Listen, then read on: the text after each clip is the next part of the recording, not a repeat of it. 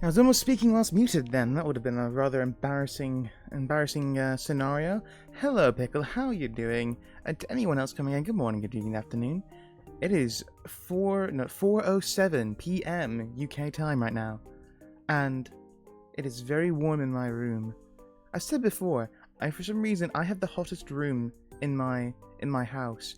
And I think it's just because of the way the window is, because of where the window is relative to every other room in the house, and it is.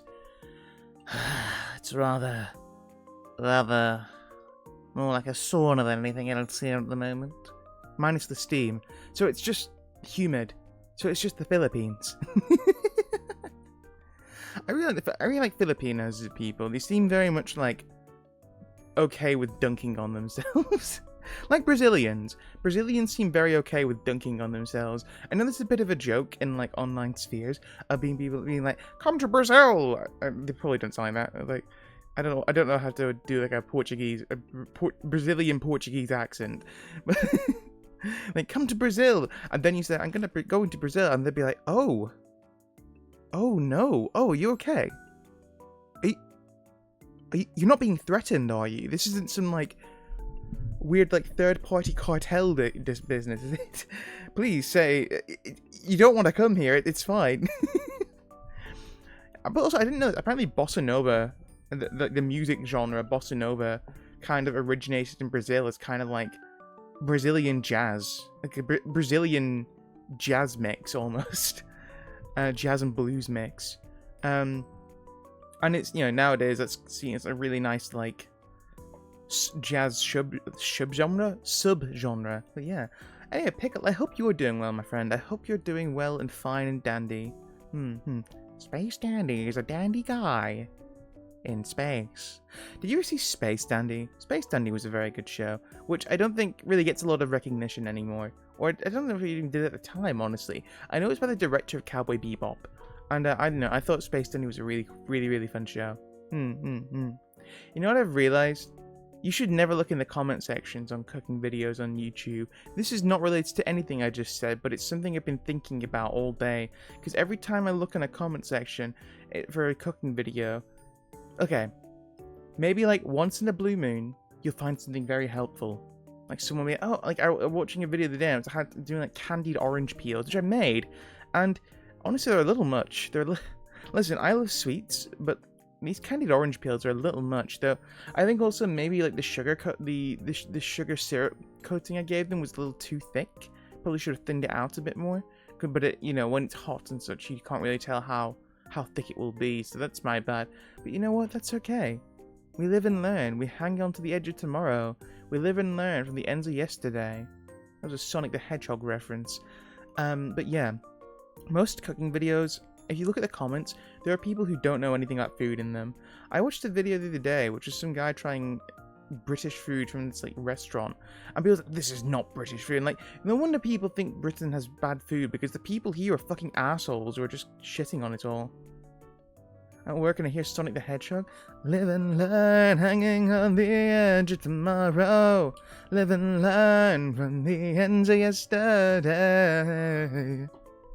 Oh, actually, yeah. So, I know like Sonic. Okay, Sonic Generations is like one of the best Sonic games released in like the 2010s, and I know a lot of people have said that Sonic X Shadow is really good. It has some weird changes to the original game, more in like weird censorship stuff, and I don't understand why. I know they got rid of like Rouge the Bat's boobage or something like that, and people are like, no. And they made Amy less like stalkery, which I kind of like Amy when she's like a weirdo. Thank you for the concert. We're all listening. No problem, Pickle. Yeah, I kind of like Amy the Rose when she's a bit of a weirdo for Sonic, right? People are like, that's problematic. I'm like, yeah, well, everything is problematic now, so who fucking gives a shit? Believe it or not, most things people like are probably problematic to some person in some way. That's not the point. The point is, I've heard that the Shadow section of the game, Sonic X Shadow Generations, the X Shadow part is actually meant to be very, very good. From what I've seen, it looks really cool. One thing I think is really awesome. So, there's a time trial mode, and you can race people from all around the world on it, which is awesome. That's great. That should be in every Sonic game. You can do chaos control in that game, and it will physically stop the timer from counting down, because it's like whenever he uses chaos control in the games, he's like teleporting, and it's like, no, he's just going at like hyperspeed, and like he's moving faster than light. So the idea is that like when you use chaos control in Sonic X Shadows, time freezes for like a couple seconds, so then you can get ahead, and the actual countdown timer will like pause, and it's really, really cool. And it's a really cool way, I think, of like messing around with the idea of a time trial mode as well, like having like a one-time thing where you can just stop time. That's an awesome thing. I love that.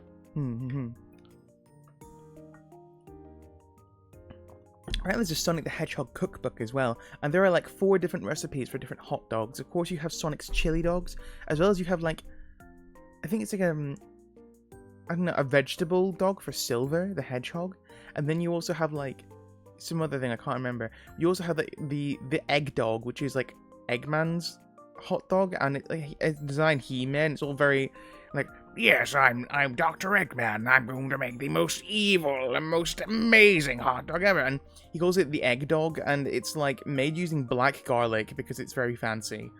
And of course it is. And apparently it's meant to be like pretty good. But I don't like eggs, so I'd never eat that anyway. But you know what? If you like eggs, go for it. One of the best things I found was so there was I have a story. There was a girl I once knew, and I had a bit of a thing for her at the time, but nothing really came of it in the end. But I was like talking with her, and she's like, "Okay, I have a question for you." I'm like, "Okay." She's like, "Elijah, yes.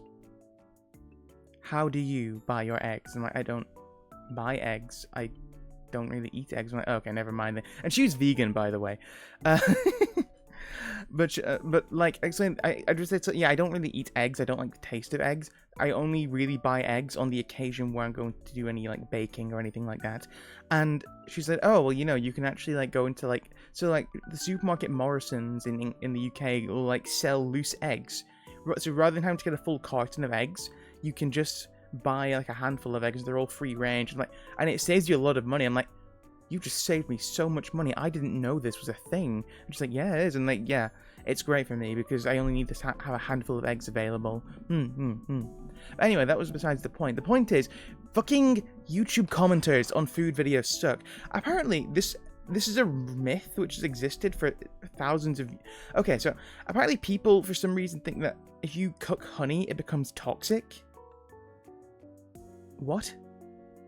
And I looked into this, and... fantastic video by Adam Ragusia talking about how... I found out this today, by the way, that this is apparently a thing, because I was looking at this video and it was like called like tiramisu with a question mark, and it was like an alternate lighter version of tiramisu, and it was either some fucking cunts... Can I say cunts on here? I'm gonna say cunts on here. Some fucking cunts in the comment section either being like, "This isn't tiramisu," like, yeah, it never said it was. It has tiramisu with a question mark, like an alternative to it. Or it has people say, "You shouldn't cook honey, this is toxic. That's poisonous." I'm like, since when? Since when has honey ever been poisonous?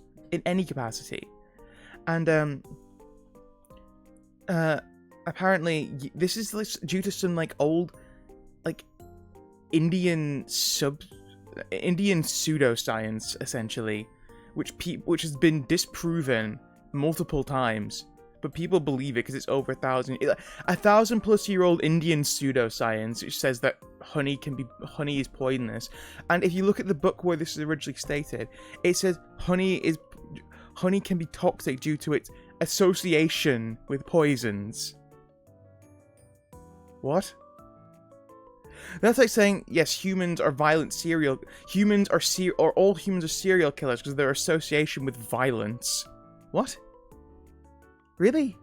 This is what you're doing? This is what you're doing now? And yeah, apparently this is a thing people still exist. Though, one thing I have seen before, which they did in this video, which looks fucking exhausting, but it looks interesting. You can whip honey. Do you know this? If you whip air into honey, it becomes like honey cream, almost. Which is really, really cool to see. It just takes ages to do, and I imagine it's far easier to do if you have, like... an electric an electric mixer whisker. I don't have that, so if I were to do that, I'd need to do that by hand, which looks exhausting. Though I also think It's kind of fun to whip cream by hand. Some people can say, oh, you'll hurt your hand, or what you're doing. It's fun to do. I find it relaxing, and just, you can just sit down, maybe put something on in the background and just whisk for like 20 minutes or so. Also, as my good friend Chef John says, whisk it by hand. That way you can burn off enough calories to afford another piece of what you're making. Yeah. So yeah, whisk by hand, and then you can afford to have another piece. That's really good advice, I think. But yeah, I just can't stand commenters on the internet now for food, especially for food. I mean, in general, I think the internet's a cesspool, right?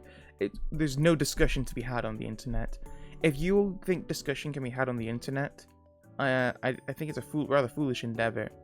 I was gonna say you are a fool, but then that's kind of reductive of what I'm saying, or rather leaning into what I'm saying, because I'm just saying you're a fool because you can't have a debate on the internet, and people try having debate about that, and then we get into this whole cycle of shindiggery. But yeah, it's rather a shame. But yeah, ultimately, there are only a few things available. Oh, hang on, wait, I mentioned about making candied orange peel. So I made this candied orange peel, and someone had a useful comment in the video, in the comments below it, which said that, hey, if you just put you need to boil the orange peels first, but if you save the orange water, save the water, a lot of the orange flavor and oils and stuff will be in the water there, and yeah, the color of the water is notably orange after you cooked with it. And you can just put some honey and cinnamon in there, and you'll make orange tea.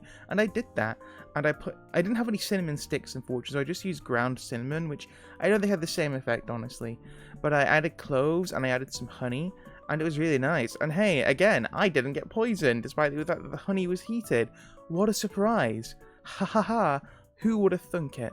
Who would have thought that this thing people have been eating for thousands of years is not poisonous when cooked, and people have been using it as a sweetener in cakes and things for thousands of years? I don't know, these people who initially thought this must have been fucking morons. Or maybe it was just, well, that's not fair to say, realistically.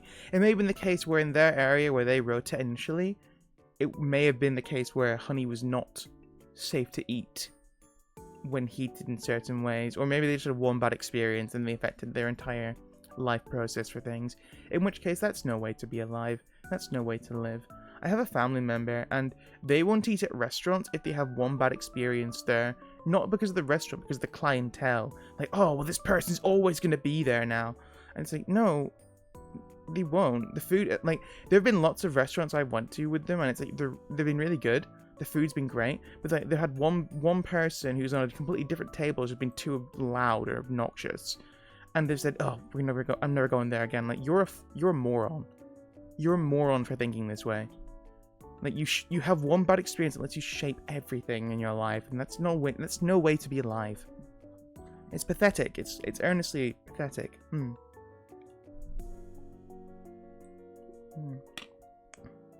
a more positive note, I was outside in the sun earlier reading some essays about the Odyssey just to broaden my narrative horizons on it. And it's interesting as well to find that, I can actually disagree with some of the things on this. Narrative horizons? Literary horizons, rather. It was interesting to find that I can agree and disagree with some things. I have gained the knowledge to do that and not listen blindly. It's cool to see when you figured out you can do that. When you've gained enough thought and insight into something, you can discern whether something is good or bad, or well written or not well written, or if it's... how do I put this?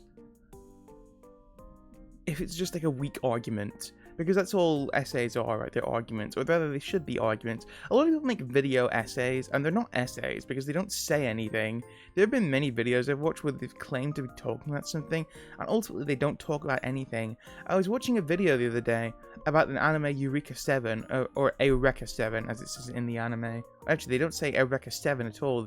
The main girl is called Eureka, but because it's their pronunciation of Eureka, I guess. I don't know. Yeah, the video's how one man ruined this franchise, how one man ruined this series, and it didn't talk about how anything was ruined until at the very last minute or two of the thing, and it says, I can only assume that this guy is greedy, and you didn't have any argument here. You just you said you've ended this with an assumption. You had a retrospective a short retrospective on what this series was, and then you ended it with an assumption about why this series has gone wrong, and why this guy who made this series has made it like it is. Hello, Commodore. Commodore, we're talking about really bad video essays and how a lot of essays which claim to be essays are not, in fact, essays. They're rather, how to put this? They're just diatribes. They're rants more than anything. And yeah, I think now that YouTube is flooded to hell and back with them, I think it's very easy to spot. Speaking of videos, actually, I have a short that I need to actually get off my ass and do. I've got like the audio recorded for it, so I'll need to edit it together. But I need to actually get off my ass and do it. It's so just intimidating having to start a whole video from scratch. It's like your essay grade. I don't know if we do we do essay grades like that over here? I don't know if we do. Yeah, it's just that you can very clearly tell when someone has a very clear argument and someone doesn't, and it sucks. It really sucks. But I guess it just means you don't have to worry about not watching people who you think have terrible arguments. Then there was this video which came out a while ago, and it's like how one scene made a show, and it's all like free run, this one scene, and it was on the composition but didn't talk anything about the scene itself. And it's like, this is a terrible video. This is a terrible video which is trying to sound smart but ultimately fails at doing anything. They can be entertaining, you are correct on that, but ultimately if you are making an essay, have an argument in that essay, have a thesis. Otherwise it's not an essay, it is a diatribe. Again, it is a diatribe or a rant or a musing, if you will. Why not make musings rather than video essays? Many people do musings. That's a good word. Musings. By the way, I was on the stream with Miss Diariku earlier. If you don't know, she's a very cool art streamer, and she had like words on stream. Like, this is actually really fun. I'd never played it before, but words on stream is actually very, very fun. It's like a thing everyone competes on and also works together on to get to the next level. Very, very fun. Maybe I'll try and get it sometime for stream. Because of search engine optimization, but of course, video musing will get less views. Yeah. Granted, I think a lot of these videos don't actually advertise themselves as essays, but the thumbnails for them are advertised as essays, I guess. So, what do I know? Though, I think sometimes they're just arguments, right? Like, you'll have, like, people like, why you should, like, is it false ID? No, it's, Super Eyepatch Wolf, who has those videos that why you should watch, which I don't think he really does anymore, but why you should watch videos, and it's like, hey, this is my argument for it, and maybe you could say that's an essay, I don't know, it's trying to put forth an argument, at the very least. I was watching a clip from Josh Strife Hayes yesterday evening, because he was talking about some drama with some guy called Pirate Software, who apparently is like a pretty big streamer, and he's apparently been pretty detrimental to this movement about video game preservation, essentially. To put a very long story short, I don't really know the guy that well, but it seems like he's been very detrimental to this. Josh Strife Hayes, very cool guy from everything I've seen of him. I've watched a couple of his videos, very, very cool. He talked about how for one, even if you're having an argument with someone, they deserve respect, right? They deserve well, we're exploded. Oh, I see. I've heard apparently he's been in a few controversies, and all of which have had a similar trajectory. They followed a similar pattern. You were banned by him twice? Commodore, that's incredibly based of you. Sorry, you've changed your name to Commandor now, and I hate that. Can I still call you Commodore? Is that okay to do? I'm too used to calling you Commodore now. That's incredibly based. Wait, have I ever banned you, Commodore, or timed you out? I know I've banned out Thorn quite a bit, because Thorn... Listen, Thorn's great. Thorn's been a regular for such a long time.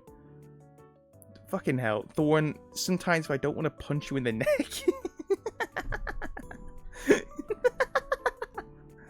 I think you want that with your regulars. You want to be able to have the bants, though, that can say, yeah, I'll punch you in the neck. In, like, a nice way, though. It's a name transition. I'll be commander soon. Ah, I see. So you've been promoted. I'm okay to call you Commodore for now, though. I don't think you banned me. Okay, cool. Excellent. Yeah, you've always been very good in my chat, so I appreciate it, man. No, Thorn, though. Thorn, is it the other week or 2 weeks ago? Demoted? Oh. Ooh. Ooh. Yeah, that sucks. Sorry about that, buddy. But yeah, I think it was the other week where Thorn got timed out and got was he demodded or something? No, was Thorn ever been a mod? I don't know actually. A Commodore is a captain of more than one ship. I see.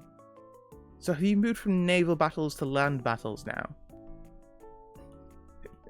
Well, we're saying that, yes, so Josh Strife Hayes, though, is saying, hey, so, number one, if you're getting into a debate or an argument with someone, treat them with respect. And, like, that's fair. I think that's a very fair thing to do, which is a big thing to ask on the internet, right? I don't think the internet is a place for any kind of good discourse. Even this, what we're having now, is probably not that good discourse because it's on the internet and it shall be filtered out and down into its finest components. Hello, Lamette. How you doing? How you doing? Lamette, were you streaming this week? 'Cause I'm like, oh man, I wonder if Lamette's on. And then I was really sad because you weren't. But that's okay. Wait, hang on. I saw you were playing that clown game the other week though, and that game looked really fun. I'm fine. How are you? I'm fine. How are you? I'm fine. I'm fine. That was who was that guy? Oh my god, what's his name? He's a really good comedy singer. That was just moving. Oh, I hope everything went well with it. I know it can be a stressful time, but I hope it was as stress-free as possible. Lamette's very nice, guys. Lamette reached out to me because I said I was kind of down earlier in the week. Wait, can I say this? Am I calling you out? Do you want to be like a cool mystery, like... Lamette, I'm not sure if you want to be like a cool mystery badass. And you're like, no, he's ruining my image. I'm meant to be cool. And then you like strangle me and I'm like, I guess this is how I die. Oh, wow. I wish my model had like a shoulder shrug. A shoulder shrug there. Guess I'll die. But yeah, they're making an Odyssey movie soon. There've been like a few of those. There's been like films and TV shows of the Odyssey throughout as long as humans have had TV and film. It's like a new thing. Believe it or not, when you have like the seminal work of Western writing, of European and by extension American writing, yeah, it's gonna be the people have made adaptations of it, right? In the same way that people have adapted the story of the Argo. What was the old film, Jason the Argonauts? That was a good film, from what I remember of it. Yeah. They had like a lot of old like stop motion in that. No, with modern Hollywood budgets. Wow, so it'll all be CGI and have absolutely zero emotion and be full of weird quips which don't make any sense or just are so boring. And it's like, hey man, let's make a modern joke about tweeting. And also, they're gonna make, I don't know, they're gonna make it so that, like, I don't know, Penelope has like a sword now and starts fighting all the suitors herself. Oh, it's gonna be great. It's gonna be awesome. It's gonna just really, you know, tick all the Hollywood boxes. It will have quips. It will have all CGI with zero practical effects. It will have a girl boss when everyone is kind of over that already and everyone's thinking, man, all these girl boss moments in Hollywood films are kind of cringe now and dumb. Do you guys watch Avengers Endgame? And there's that really cringe... There's that really dumb moment. There's that moment in that film where, I don't know, Peter Parker gives the fucking Infinity Gauntlet to Ms. Marvel. Is that her name? I can't even remember her name. And it just lines up all the female characters in a row. And it's like, look how cool we are. We have so many powerful female characters. And it's like, this is the most cringe thing I've ever seen. And I'm really glad that I'm not alone in that. Everyone I've talked to has said, yes, that was unbelievably cringe-inducing. And honestly, I'm surprised they didn't all get blown up. Like, when there's this huge war going on, how did you just all get in a line and just stand there and not get killed? Make it make sense. It'll make Penelope sub-Saharan Liberian. I don't know what that means, but I can imagine that to be the case.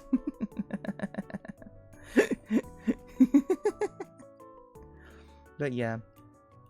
I put no... Actually, okay, has anyone here seen Dune? The first Dune? Okay, I watched Dune on my way to Japan last year on the flight there, and on the flight back I was watching the sequel, but the flight was over before I could finish it, so I had like 20 minutes of Dune, the set of Dune 2, I can't remember the full name. Is it Dune Awakening? I can't remember. The second Dune film, I have like 20-30 minutes of that film left. I've just never finished it, and I'm like, I guess I'll just never finish Dune 2. Liberia's the old name for Africa. That makes sense, yeah. Anyway, if anyone's seen Dune, right, I think about how that film just doesn't fall into a lot of, like, the Hollywood trappings of today. It's just trying to be a cool sci-fi film, which is, like, representative of the book it's based on, which is well regarded as one of, like, the greatest sci-fi novels ever written. And a lot of people, and that film is a good film. The first Dune is, I was pleasantly surprised by how good Dune 1 was. Man, it was refreshing to see a film which, I guess, took itself seriously, I guess. I can understand her being, I'm guessing Biber is like Liberian? Like Moroccan. Okay. Thing is, okay, you can discuss it, Commodore. Are you actually going to watch this film? I won't.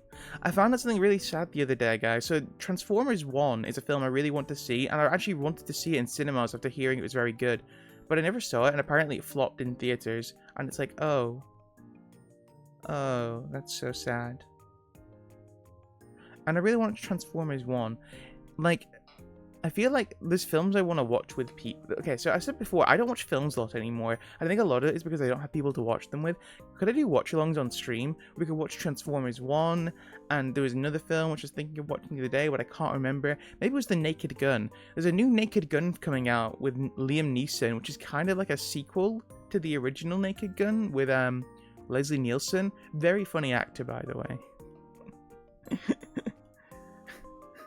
Do you think you can take him? I could take him blindfolded. What if he's not blindfolded?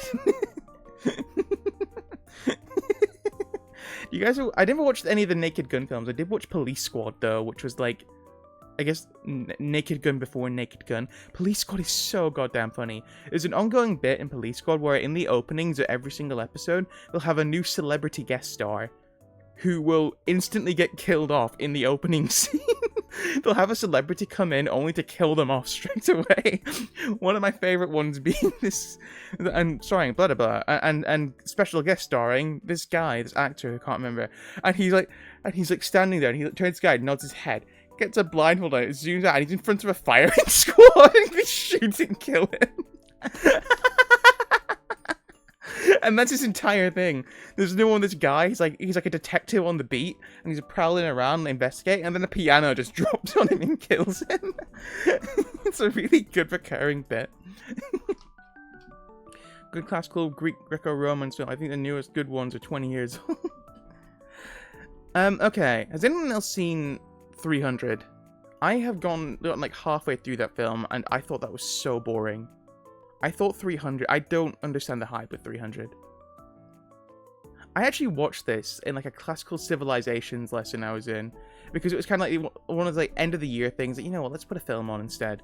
And they put on, and like all the girls in my class were being like, it's a very boy film, isn't it? And even I was watching, and like, this film is like fucking ass, bro. This film is lame. I saw Gladiator. I've seen Gladiator. I like Gladiator. I thought it would be better than it was, considering all the hype around it. Was Gladiator 2 any good? Because that was it. There was a new Gladiator film which came. Was it last year or the year before?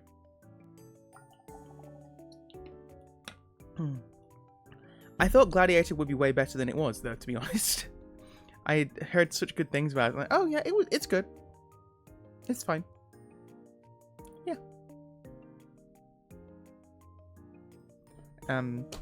Yeah. So yeah, I don't know. Um, I wish I wish I liked Gladiator more. No, I don't actually. I like Gladiator the reasonable amount for how good I thought that film was. I just thought it was a good film. Just didn't think it was the best film ever. I have seen a bit of the 300 Spartans, the film which inspired the graphic novel, which inspired 300 the movie. As Honest Trailers put it, it's like 300 the movie, based on the graphic novel, based on an older movie, based on ancient Greek propaganda, based on a true story. Hello, Culp, how you doing? Wait, I want to call you Culp, I don't want to call you Rescue. And then I'm like, man, I always think of like the Rescue Rabbits from Yu-Gi-Oh! Guys, if you've seen Rescue Rabbit is so cute. He's just a little rabbit in like a safety hat. Hang on, I'm gonna get Rescue Rabbit up. Because Rescue Rabbit's adorable. Rescue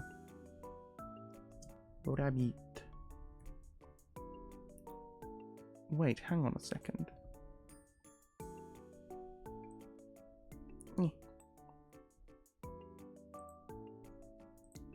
I wonder if I can get the other rescue animals up here as well, actually. Rescue Rabbit, Yu-Gi-Oh! It turns out if you type in the term Rescue Rabbit, it actually comes up with, like, rabbit rescues, which is a very nice sentiment, but unfortunately, I'm more interested in children's card games. Hang on. Let's get Rescue Rabbit. This is a little guy. Just save the image here. Oh, it's a WebP file. No. Oh, this is terrible. This is the worst day of my life. Well, hang on a second. I thought of having rabbit meats. I thought having meat rabbits? What? Do you mean, are you talking about eating rabbits? I once knew a guy who ate a rabbit eye on a bet. He said it did not taste very nice. Yeah. So I went to Malta when I was very young. I went as part of my... At the time, I was part of a professional cathedral choir, and we were on tour at the time. We're in Malta, and I went at the hotel. They had a bunch of foods I'd never tried before. I tried swordfish, and I really like swordfish. Not to make any kind of pun here, but I do think swordfish has a genuinely sharp taste. Yeah, I think swordfish is nice. And they had rabbits there. I can't remember if I actually tried the rabbit itself. Oh god, this is rather large. Yeah, this is Rescue Rabbit. Isn't he a little cutie patootie? He's just a little guy. He's just a little guy. Bless him. Ah, it is cheap meat. I kind of... Yes. He's just a little guy with a little hat, and he has a little walkie-talkie. This card was banned at one point, apparently. Was it banned? No, it was banned. There was a deck known as Dino Rabbit. If I remember correctly, it was known as Dino Rabbit. The idea was that cannot be special summoned from the deck. You can banish this card you control to special summon 2 level 4 or lower normal monsters with the same name from your deck, but destroy them in the end phase. So what people would do is they would use this little unassuming guy, this adorable little guy, to summon a bunch of dinosaurs from your deck and use them to go into a bunch of powerful Xyz monsters from the time called Evolsar. And Evol are a very cool deck. They're all like lizards and reptiles. Yeah, they're lizards and reptiles. They're all like dinosaurs and reptiles which evolve into dragons. They're very, very cool. And yeah, they basically use them to just like spam out a bunch of powerful Evolsar Xyz monsters. And yeah, Rescue Rabbit was an infamous combo from the time. And it was all thanks to this little guy, and he got banned for it. Hang on, there's another one as well. Rescue... Hang on, actually. If we go on Wikipedia, this is not correct. You don't want to... Never go on Yu-Gi-Oh! Wiki, by the way. Okay, so if you go on this site here, this leads you to Yu-Gi-Oh! Fandom. Don't go on there. Yu-Gi-Oh! Fandom is awful, and it's run by Fandom, and Fandom's stuck as a site. However, this one here, this is... No, hang on, where's it gone? Wikipedia. Where's the... No, why is it all Yugi? No, where's the Yugipedia gone? No. No! Where's the Yugipedia one? Oh dear. Hang on. I refuse to use rescue Routes page on fandom. I'd rather die than do that. But yes, it's very, very cute. I like a shiny one here. Very cute.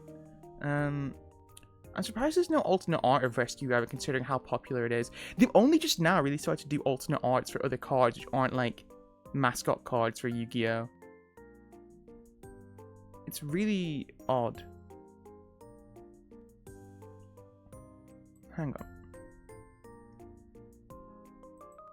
If we go, not fandom, Yugipedia. This is the one you want to go on because Yugipedia has like actual stuff. Oh god. Hang on, I can just actually, I'm so dumb. I could just search it. Rescue Cat. Rescue Cat. Yeah, boy. This guy. Oh, there's alternate arts for this one. I didn't know that. This is Rescue Cat. Oh, they're all here. Okay, excellent. Okay, this is, yeah, Rescue Cat. Very cute. This is the alternate art for it. Isn't that adorable? It has a little whistle and everything. I just realized it has little... The ears are coming out of its helmet, which indicates that its helmet has little holes for its ears. That's very cute. Aw, bless it. And then we have Rescue Ferret. Look at this Chad. Look at this little guy. Rescue Ferret is on a mission. He's so powerful. And then we have Rescue Hamster. He's so cute. Oh, bless him. There is a card here as well, which like has them all together. If I remember correctly. Rescue Cat. Yu-Gi-Oh! Oh, it's fandom again. Oh, god damn it. Oh, no. Begone! Hang on. Un momento. So. Hang on, folks. Rescue Squad. There's a Rescue Hedgehog? I didn't know this. Hang on. Yeah. Rescue Hedgehog. Yu-Gi-Oh! Hedgehog. It was an old... was it... something... Was it Dickens? With the Hodgehog? Look at this guy! Aww. He's got a little spade. He's just a happy little guy. That's so... Actually, okay. This is a different one, but I really like Quillbolt Hedgehog. Wait, what did it say? Boruto... Hedgehog... Bolt Hedgehog. Quillbolt Hedgehog is actually kind of like more... But yeah, isn't this guy great? Rescue Hedgehog. He's so cute. He's just rolling around at the speed of sound. Got places to go, gotta follow my rainbow. By the way, is the idea that hedgehogs are slow just because they get run over by cars all the time, or because hedgehogs are actually slow? It seems like hedgehogs can move quite fast if you see them running through the undergrowth. But yeah, hedgehogs are so cute. Yeah, Rescue Hedgehog's great. There's a card which has them all together. Here it is. Thank you, Commodore. Oh, where's it going? Emerging emergency rescue. That's so cute. I love the idea here as well. So you have Rescue Rabbit and Rescue Cat and Rescue Hamster and Ferret all working together. Oh, then he's just a hedgehog. And then he gets inspired by them and becomes one of the rescue squad. Isn't that so cute? That's so adorable. I love that. Look at them all working together and they have the little cord and everything. Oh, bless. I love how Rescue Ferret, he just exudes confidence. What a Chad. So cute. Bless them. I thought there was a Link monster as well for these guys, but maybe I'm wrong on that. But yeah. Emerging emergency rescue is so funny. What a cute card. Yeah. Have you guys heard the story in Yu-Gi-Oh? There's a card called Maron. I think it's called Amazing Dog Maron.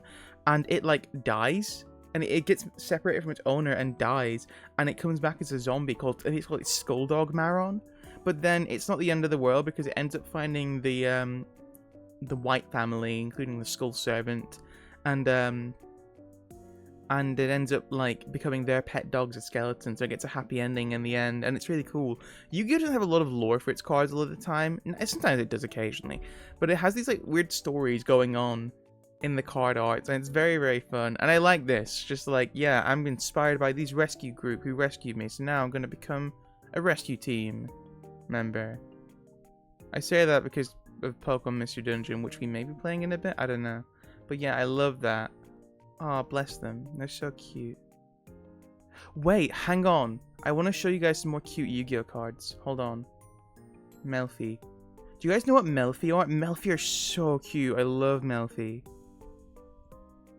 I think I spelled that wrong. Oh, they're so cute. Hang on, okay. Here's Melfi Rabi. Shiba Warrior Taro. Look at her.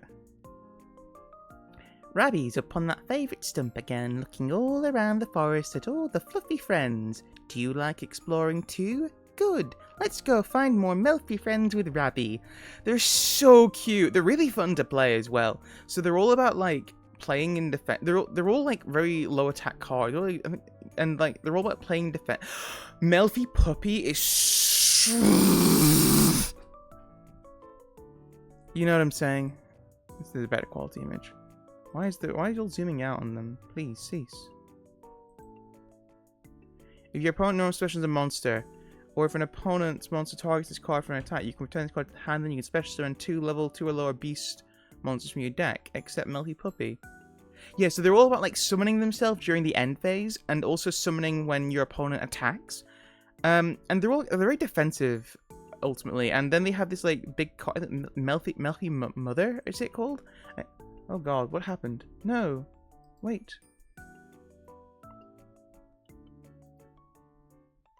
What did I just do? Oh, wait, no I didn't. Okay, yeah. We have Melfi Pony. He's a little horse guy. Cuties and would make killer tattoo if I've considered. I bet they would, honestly. Oh, I think you need like a good artist to try and capture this whole like watercolor aesthetic they have going on with them, though. Like, I don't think it would work as a black and white tattoo. I don't think it would work well. I think it would need to be a color tattoo, honestly. We have Melfi Penny. He's a little seal guy. He's more of one of the later ones added. He's a little seal, though. A little seal boy. Aww, Melfi staring contest. And there's a little guy. Oh, there's Melfi Fenny, who's a fennec fox. Very cute. Very cute. And there's Melfi Wally as well. Wait, there's a bunch of people who weren't here for it originally, like Pickle and Eulamet. I don't know. Actually, wait, hang on. I feel like Rescue would have been here for it as well.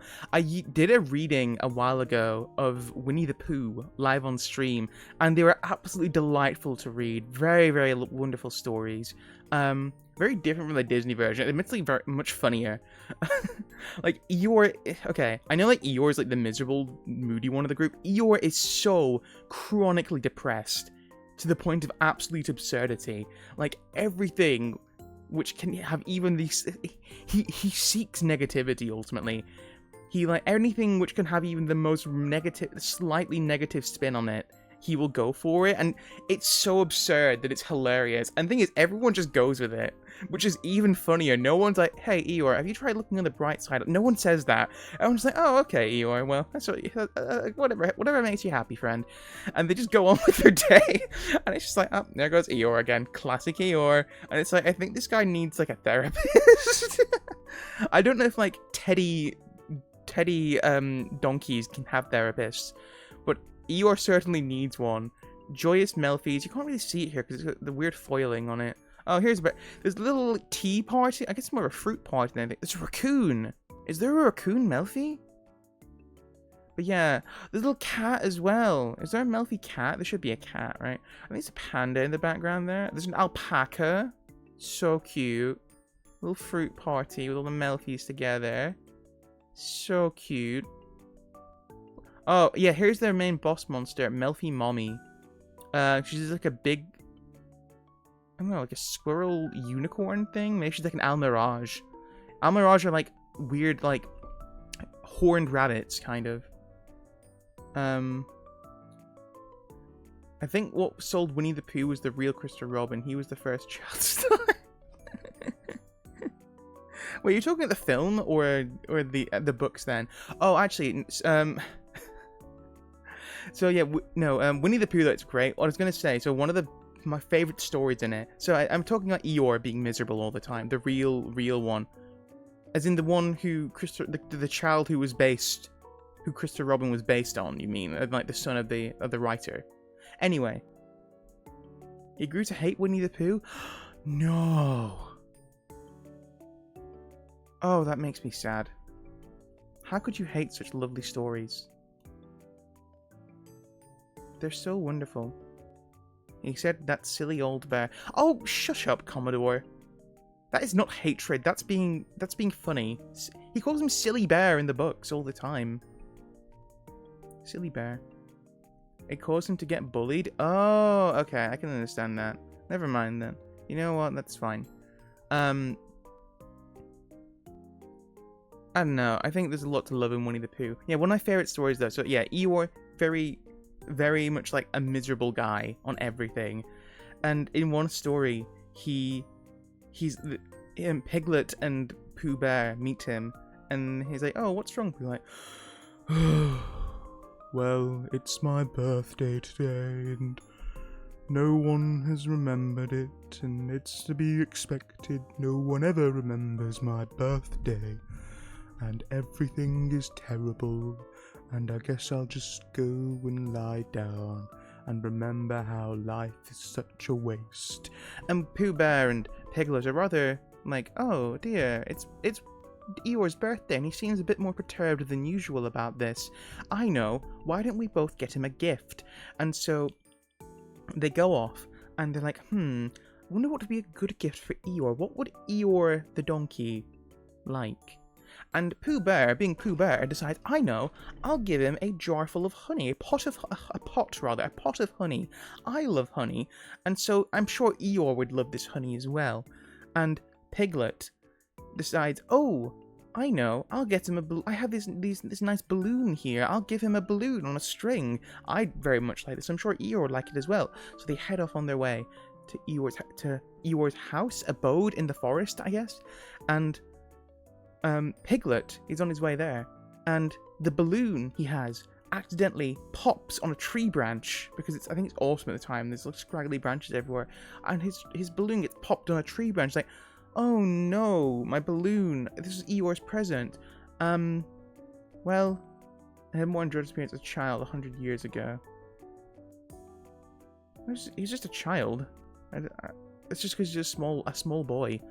But anyway, yeah. So he goes to Piglet's like, oh no, this balloon I have Eeyore has been popped, and like it's just trying to like make the best of it. Well, it's not a great gift, but maybe I can give him the string at least, the string from the balloon. Maybe he'll like that. And Pooh Bear, everyone knows Pooh Bear is a bit of a glutton, right? This has always been his character. He's a bit of a Humpty Dumpty kind of dumbly wumbly guy, right? He's the bear who is not big of brain, but big of heart. And Pooh Bear is like, oh, this is rather long trek back. Hello, Ghost Games. Finally got me a good puppet deck in Shadowverse. Excellent, good to hear. I didn't like puppets from what I could play. It just felt like another token deck, and it feels like there's so many token spam decks in that game already. Or just like weird swarm decks, like the Swordcraft and Forestcraft. They both feel very samey, but maybe that's just me. We're talking about Winnie the Pooh at the moment, though, Ghost. So, one of the best Winnie the Pooh stories. So, Pooh Bear is on his way to Christopher Robin's house. No, to Christopher Robin, to Eeyore's house. And he's like, oh man, it's a rather long trek back. Maybe I'll just take a little smackerel of honey and... that's quite nice. And he sits down, he has a little smackerel of honey just to get him, like, keeps going. Like, oh man, it's a really, really long walk. I'll have another smackerel of honey just to keep me going, just to give him a little boost, you know? And they keep going. And every now and again he gets tired out from this very long walk back to Eeyore's house, and he's just like, I'll just have a little smackle of honey, and eventually he's almost there, and he realizes, and he goes in for, I'll just have a little smackle of honey, and realizes, oh no, there's no more honey left. Pooh Bear has eaten it all by accident. Not a great look for Pooh Bear now, is it? I just realized, Ghost, your name is orange in my chat here, but on screen it's like a weird grey-green. Why? Does that normally happen? Am I blind? Anyway. They go to Eeyore, and he's like, oh, well, I don't have any honey I can give to Eeyore, but, you know, maybe he'll like this pot I gave him. And they're both feeling kind of bad, right? They both know that neither of these gifts are all that interesting or useful or good, right? It's like an empty pot and a piece of string. And the good things they went to have been ruined on the way there. Mainly by them. And they get to Eeyore like, hey, Eeyore, we know it's your birthday, and we know it, listen, we wanted to get you some presents, and we know it's not much, but here, and they give him these things, and normally you think, oh, they're just lame, they're an empty pot on a piece of string, great, good job, guys, and Eeyore is just like, you gave me something on my birthday,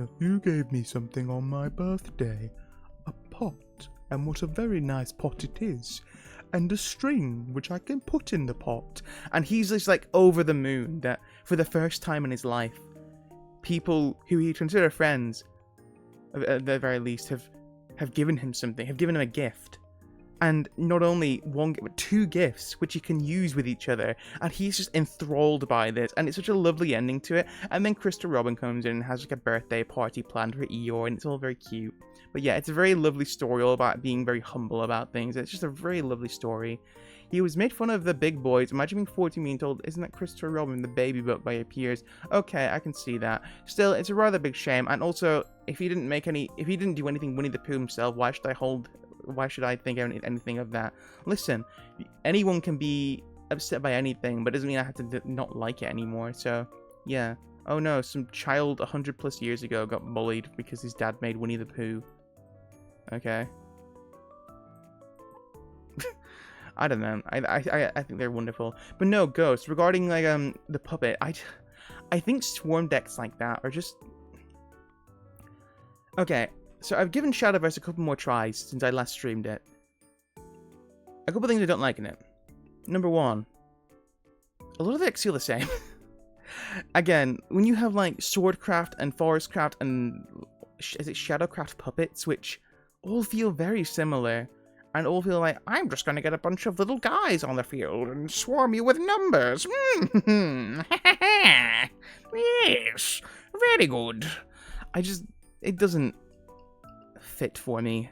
It doesn't, it's not very fun for me. And they don't play that much differently at all. It's not even that the way you're doing that is very different. They're all being done in the same way, I guess. I guess you could say, well, puppets have like, all the puppet tokens die at the end of the turn. Like, yes, that's fair.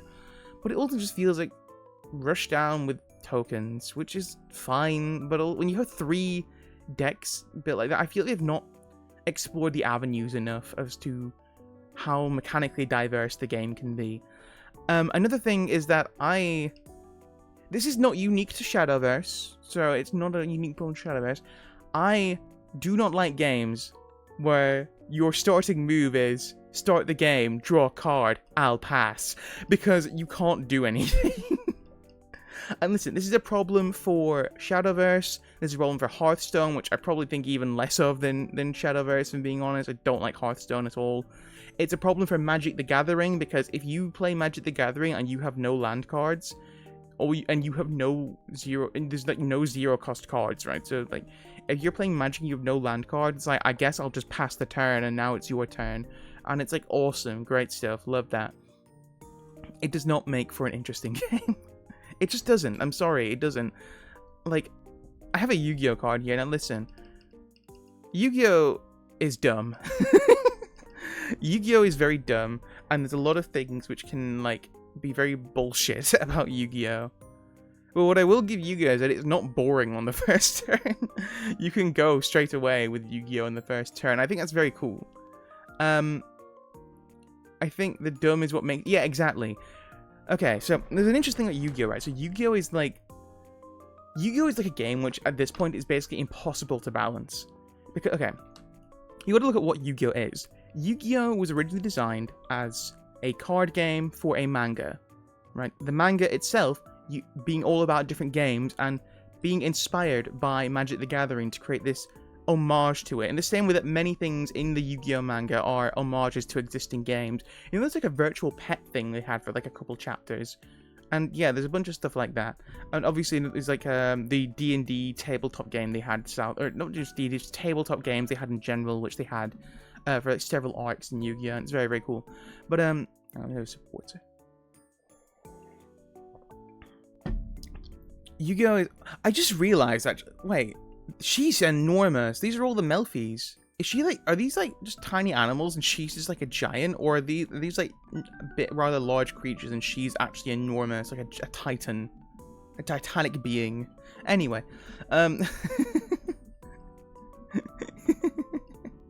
Yeah, look at that. Anyway, it's like, can you actually play Dice Monsters? There actually is a version of Dice Monsters available in real life, which you can play. I don't know how well balanced it is. There are multiple videos you can have a look at to see whether or not Dungeon Dice Monsters is balanced or not. Yeah, it was a thing for a very short time, and you can probably get on tabletop. Why do you want Dice Monsters? I missed that. It wasn't good, but I missed it. The dice were very cool. I like the idea of like you reveal, oh, there's a monster inside it. That's such a cool thing. That's so cool. It's kind of like Bakugan before Bakugan, and you know they were like marbles who like exploded into monsters, and there was also a card game element in that as well. Bakugan was weird. Apparently Bakugan went downhill because it came more about the gimmicks rather than the actual competitive meta. Because there's actually like a massive competitive meta game for Bakugan, which people are interested in. In the same way, there's a massive competitive meta for Beyblade, to the point that there are there are like fan rulings for Beyblade tournaments and stuff, right? There are combination. I don't know if it's the same for Beyblade X at the moment. For older school Beyblade, there are competitive builds which are so good they are banned from competitive play, because there are certain combinations in Beyblade which are so powerful that they're too good. Bakugan video games slap though. I never played any of the Bakugan video games. I've heard mixed things though. I know there's one which is like a weird tower defense game, and I'm like, this isn't Bakugan. Listen, this is a lot of things. It's not Bakugan. I wouldn't say it was good, but I loved it. I think that's fine. There are lots of games which are probably not the greatest thing in the world. I mean, look at the old Sonic games, right? A lot of old Sonic PlayStation 2 games, especially, are not good. Like Sonic Heroes was not a good game, but I have very fond memories of it as a child. Apparently the PS2 version was the worst version because it was like the glitchiest version of it, because it came out before it came out on things like GameCube and such, so it's the worst way to play the game. But I still have like fondness for that game, even though it's objectively not very good. And it has a lot of jank, and it's not accurate, and it's a glitchy mess a lot of the time. To rest my eye. Okay, so I still haven't got my new glasses yet, so I need my old broken ones. They're still off kilter a bit, and they're still hurting my eyes a tad, so just let me close my eyes for a moment. But if you close your eyes, does it almost feel like nothing changed at all? Oh, what happened? What happened? But yeah, so Yu-Gi-Oh! Started out as a homage to Magic the Gathering and other trading card games that were coming out at the time throughout the mid-90s, as an homage to them. And essentially it was used as a way to it was very bare bones, but used as a means to tell a story, right? And that was how it was through all of it, right? Like, it was like a two-parter where he goes up against Seto Kaiba, his classmate, and then it gets brought back in for this thing called the Death Tea arc. Very cool arc, by the way, in the manga of Yu-Gi-Oh! And it kept being brought back because people wrote into the author, Kazuki Takahashi, rest in peace, that, hey, I really like this thing. Can you keep doing more of it? And like, he had a thing here which people wanted. Like, who am I to say no, essentially? And like, considering he'd already written several series and none of them had gone anywhere, the fact that he had like a thing here people actually wanted was really, really useful for him. And yeah, he went ahead with it and did more and more card game stuff with it, and he fleshed out the rulings a bit. But ultimately, the rulings of Duel Monsters, as it was called, was all, or I think it's called Magic and Monsters in the very first showing of it, and then it got changed to Duel Monsters later on. The point of the game was to be able to showcase fun stories, right? Fun stories. And ultimately, that's kind of where the idea of the Yu-Gi-Oh! Trap card came from. So you can have this amazing turnabout, this cool haha gotcha moment, which was so fun narratively. And when you look at Yu-Gi-Oh! From the perspective of, yes, this is trying to tell a narrative story between two people playing the game, it makes sense why the game is oftentimes not balanced, because it was all about how can I make these cards tell an interesting story rather than how can I make this game balanced, because it was intended to be a game which is physically played by people ultimately. But yeah, instead it was meant to be like, how can we, and you know, as an artist, it gave him a way to show off a bunch of interesting character designs with all the different monsters and everything like that. So how can we make this interesting? How can we show off these cool characters? How can I, as a writer, make this a back and forth interesting? And yeah, it's why you have iconic things like Mirror Force. It's like, oh no, Weevil the bug guy is going to beat Yugi now with his swarm of insects. What will happen? Well, it's a good thing I had my face-down trap card, Mirror Force, which deflects the attack and destroys all of your monsters as a result. And it's like, no way! And like, yes, of course, when that game is put into real life, that card is powerful as hell. Was there a Yu-Gi-Oh! Anime that had meta decks? Yes, Yu-Gi-Oh! Vrains. Yu-Gi-Oh! Vrains was I want to say it's the 6th years of Yu-Gi-Oh! Yu-Gi-Oh! Vrains was... They made an active effort to design cards to give the main characters decks which were meta, and a lot of them were pretty problematic in terms of meta stuff. The main character had like a general... What does it say, Limit? I blank Vrains. Was there meant to be something there? Did it get cut out? I don't know. Vrains, okay, so Vrains has like... The main character has like a general Cyberse deck, which is like... There's a lot of good cards in it. Most infamously of all was Firewall Dragon. A pink heart emoji doesn't always work. Oh, I see. Yeah. I never watched Vrains. I know so much happens in it, and I think it's cool that they actually have like cool decks for the characters.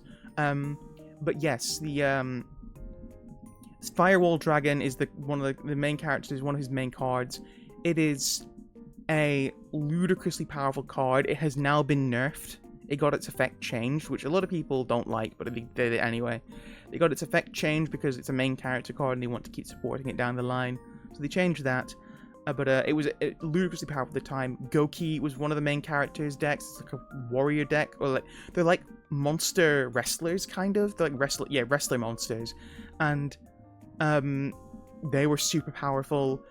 One of the main girls in this series, she had a deck called Trickstar, which are really interesting. They're really fun. They're like a weird burn deck. They're all like fairies. They're like pop idol fairies, right?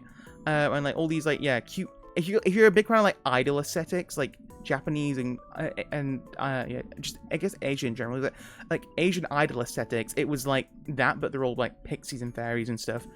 And yeah, they were really good. They're like a weird burn deck. My favorite is the first episode. Someone comes to the main character and asks about his deck, and he literally goes, "Here's my top 10 list of reasons why you're a bad duelist."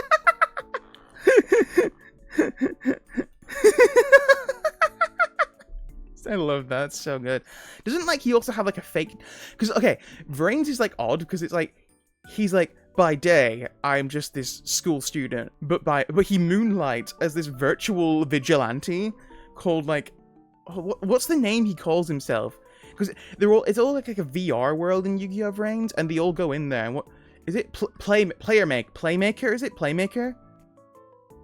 It's so 90s coded, literally like cyber. Yeah, that's okay. That's cool as heck. I love that. It's so everything. It's so cool.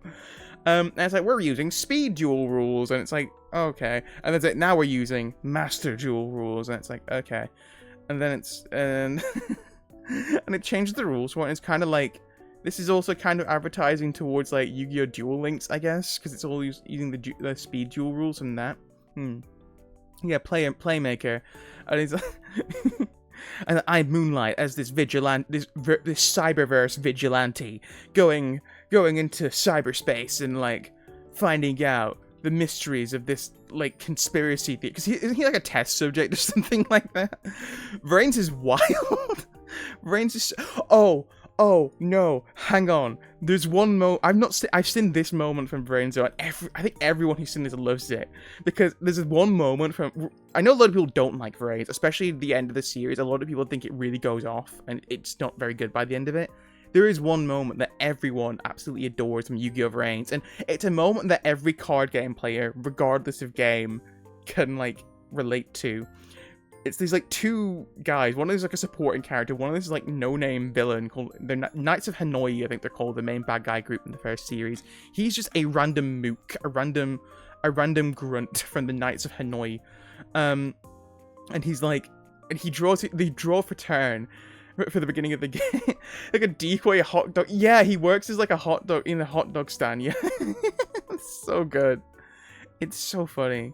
But no, this guy is like, they draw for turn. The Knights of Hanoi goon is all like, he draws his cards and like, oh my goodness, this is like 3 level 5s and a level 10. This hand is terrible. Oh my god. Oh god. And then the good guy, he's like the minor good guy, goes ahead and like, oh my goodness, 5 level 7s. This hand is terrible. And they're both freaking out. And then they look at each other and like, my hand is perfect. And then the other guy plays his card, which forces him to draw an extra card, and they're both like, oh my god, we just got the top deck of the century, because their hand is unbreaked. So good. Yeah, there's a lot of... I know that a lot of people don't like Vrains. Apparently I heard the development of Vrains went really bad near the end of it, especially as well. And apparently the development of Vrains as a whole was filled with a lot of issues. But I think there's a lot of fun stuff in Vrains to like. But yeah, a lot of the characters... Oh, Boral Rocket as well. The main bad guy. The main, like, rival character. His name was Revolver in Japanese, but his name is called Varys in English, I think it was. But anyway, Revolver. He has this deck called Boral Rocket, which are all, like... They're really cool. They're, like, all, like, dark attribute dragons. They're, like... The dragons are, like, a gun. And then the which are all Boral monsters. And then you have rockets, which are these, like, bullets. And they're all, like, dragons shaped to look like bullets. And the idea is that, like, you use their effects to kill off the bullets. You destroy the bullets, and then you activate effects with them. And the idea is that you use the big Boral monsters as, like, you load bullets into them. You load the rocket bullets into their body. They destroy them as bullets to fire at people. And I think it's a really cool flavor thing. But yeah, they were really strong. And yeah, Trickstar, the fairy idols, they were really, really strong. What was another one of the girls had? What'd she have? They're like a weird spellcast. They're just weirdos. I don't know what they're called. What are they called? Her deck. What are they called now? Oh, was it Tristana or something like that? No, that feels wrong. What are they called?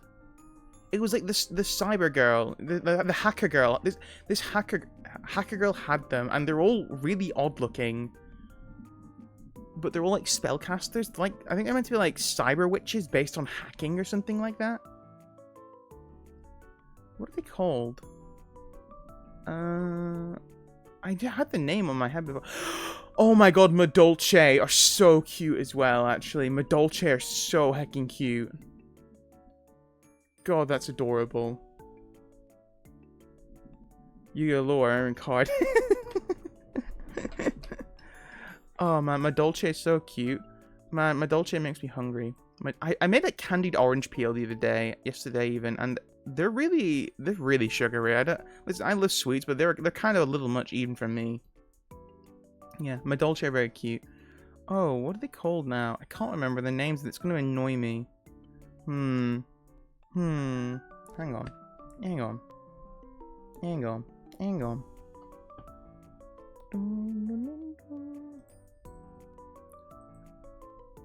Yu-Gi-Oh!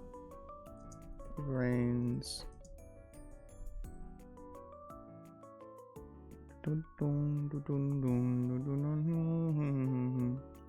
If I find the character for it, I'll know what she plays.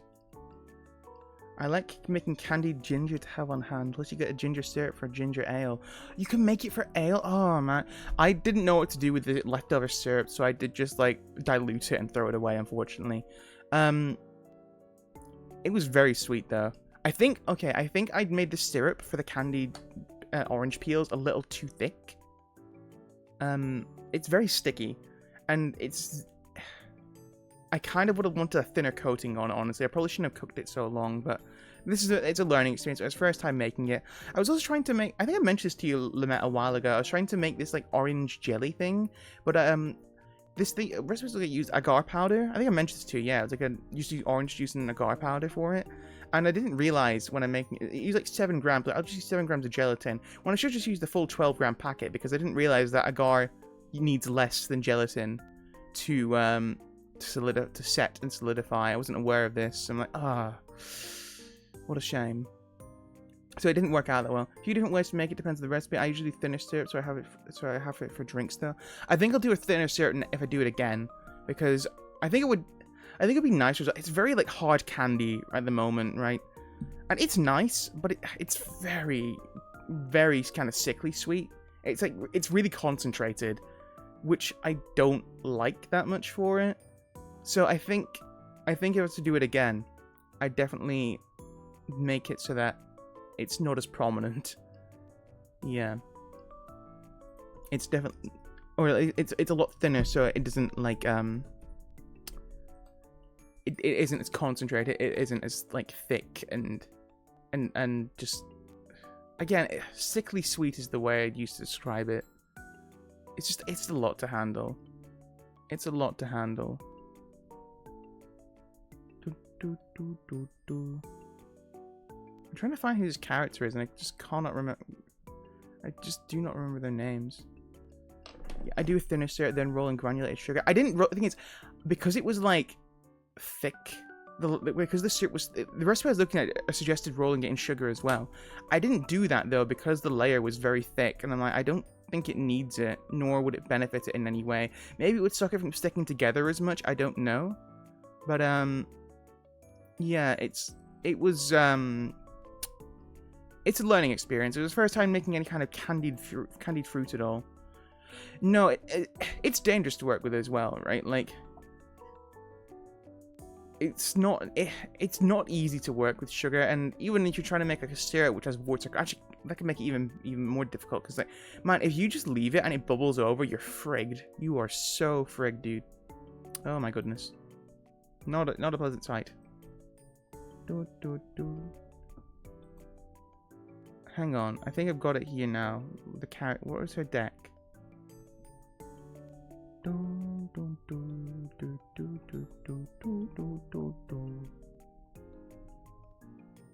Altergeist.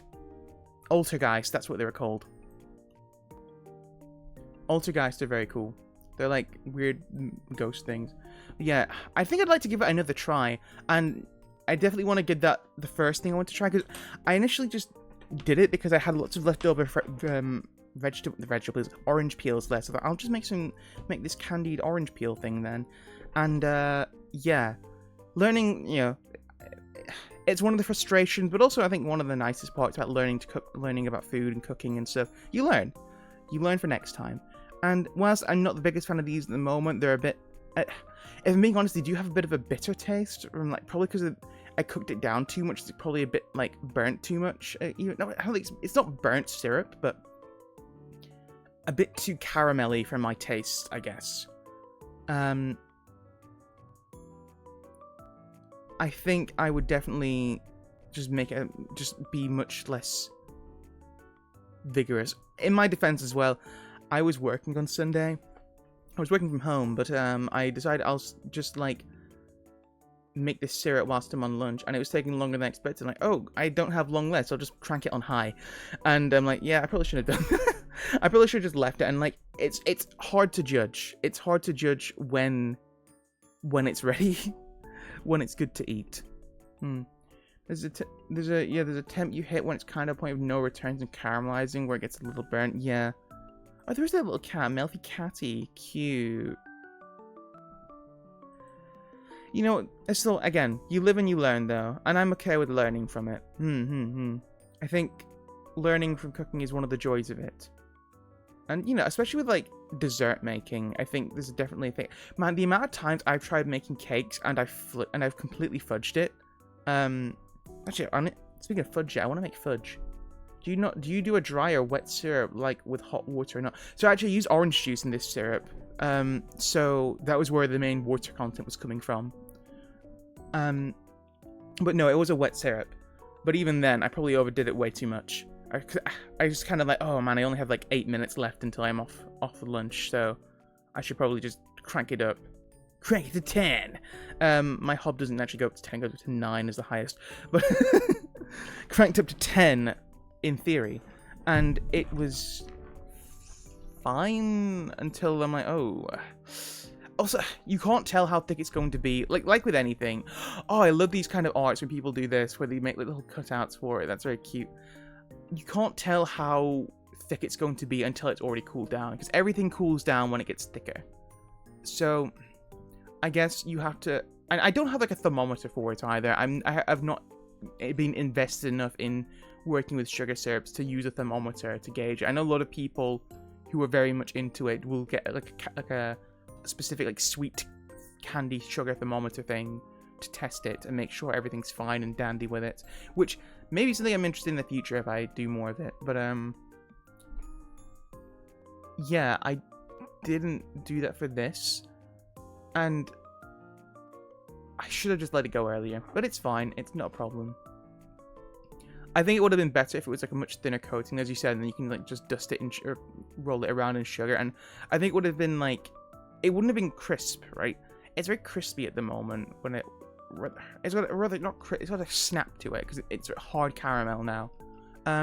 There's like, I think like the orange flavor probably would have been much more pronounced. So when I was like reheating the solidified syrup to get rid of it, man, the orange aroma just really came off it, and I'm like, damn, this would have been nicer with a thinner coating. But that's okay. Again, you learn. Thermometer helps. I just do it with a timer myself, though. Hard to tell by watching, but you can test by dropping some in a glass of water to see how it says. Yeah, I've heard that. Yeah, like if the balling method, right? Where you put a little bit in water and you can shape it into a ball. It's fine to use. There's a lot to learn still, but that's okay. I love learning from cooking. I was talking about this earlier before you came in, Lamette, though. I don't want to look at comment sections on cooking videos anymore because a lot of people are idiots who either don't know about what they're talking about or they don't know actually that's basically just it. They don't know what they're talking about. They'll either think they're either think, oh, this is not how you do X cuisine. I'm like, what? You shut up. It's good food. What do you want about? Or this is wrong. And like, no more, there's no wrong way to do cooking. You're a fool. You're a foolhardy fool who foolishly fools about foolish things. Is that how that went from Ace Attorney? No. A foolishly foolish fool who foolishly thinks of foolish things. Was that Von Karma's daughter who said that? So curious where someone subbed the yogurt with ranch and I almost cried. That...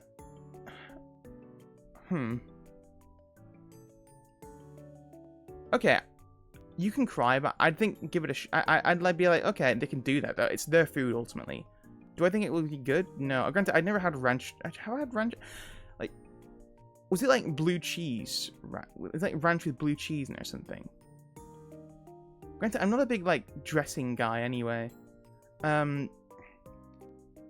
imagine the consistency wouldn't have been as good.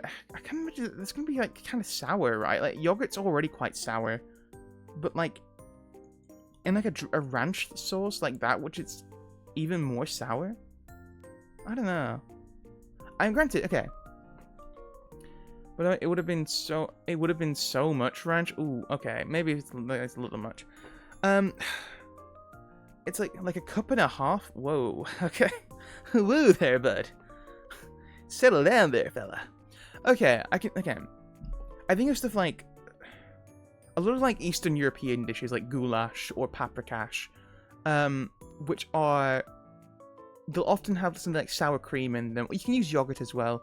I generally prefer yogurt because I can use yogurt with more things than sour cream. But sour cream is commonly used. I can imagine maybe working that would be I don't know if it tastes like a curry necessarily. or at least not a traditional curry. Something I found in like a lot of restaurants, for milder curries, they'll put in like fruit, like pineapples or bananas. And I'm sure if banana curry, that's no, banana curry works really well in like fruit in like mild curries works really well, right? Now, is it going to work like a super spicy curry, like a vindaloo? Maybe not, no. But in like milder creamy curries, having this like mild sweetness from like banana or pineapple actually works really, really well. And the thing is, if you bring up fruit in curry to people, they'll be like, that's disgusting, but it's pretty common to do. Not to mention, like, a lot of curries have like sultana and stuff in them, which are also a fruit, by the way, so, you know. Just saying. But yeah, maybe that's a little much. But the thing is, Lamette, that's absolutely fine for you to disagree with that. That's absolutely fine to you for, like, ranch dressing and curry sounds gross, and, like, that's fair. That's absolutely fair. Ultimately, it's not your food, it's their food at the end of the day. You're not the one eating it. It's their food. Whether you follow along in their example, it's on them. It's on you, basically. You know? No, believe it or not, no Italian is going to burst through your window and if you break your pasta. Right? Believe it or not, that's not going to happen. Also, I mentioned it earlier on the stream because I was watching it before, and shout out, have you saw Cake Wars? No, but you know what? It should be God, I'm going to sound like a grammar Nazi. Seen Cake Wars, but no. I imagine, is that like, are they going to be? Is it kind of like British Bake Off, where they're going to be competing? Because I bet that would be really fun. I didn't think I'd like British Bake Off, but when I first watched it, I'm like, this is actually really tense. Oh my god, British Bake Off is really good. But yeah, Rescue. If Cake Wars is like that, I imagine it'd be really fun. I've never seen it. I love bastardizing Italian cuisine. I was gonna say Diariku. People try and like, Italian, like cutting the pasta and she's like, that doesn't make me angry. Like, some people get very upset about it, like, dude, I'm like fucking intelligent enough to know not to get angry about that. Not to mention, my fucking old what's the Italian word for granny? Her nana would be like, her Nina would be like, oh, I'm gonna go snip with scissors on the spaghetti to make minestrina, which is like a pasta soup. And she's like, yeah, you can break the pasta. You can break it intentionally and use it in minestrina. Like, she said that's what her nana used to do all the time. She just like get scissors and snap up a bunch of pasta and put it in a soup and minestrina. And it's like, she's like the most Italian person ever, and it's like, just because she's Italian. I guess that's the only requirement you need to be the most Italian person ever. Though maybe you don't. Diariku is very cool, guys. Man, she's so awesome. Like, she's very humble, right? She's always like, oh man, okay, so you don't know who Diariku is. She's like a really, really talented artist and VTuber and rigger, like live 2D rigger. Probably one of the best in the business. She would never admit that. She would never ever admit that she's one of the best in the business, despite the fact that everyone fucking knows it. If you have a Diariku model, holy shit. You are the luckiest person around. Also, you're probably pretty wealthy because she can charge a lot. Like $9,000. No, she charges in pounds because I think she lives in like... I don't know if she lives in England or Scotland, but she's like... She charges in pounds, so she can charge a lot. And honestly, yeah, she can charge a lot because she's worth that much. She's worth it. Now, regarding bastardizing Italian cuisine, though, I think there are like multiple ways to do it. Hang on, Rescue, what is Cake Wars? I'm very curious. Is it like British Bake Off, or is this like another TV show, which is about cakes fighting each other? In which case, well, we need to get back onto the Madolce then, because they're all about cakes. Yu-Gi-Oh! Madolce. Oh no. Madolce.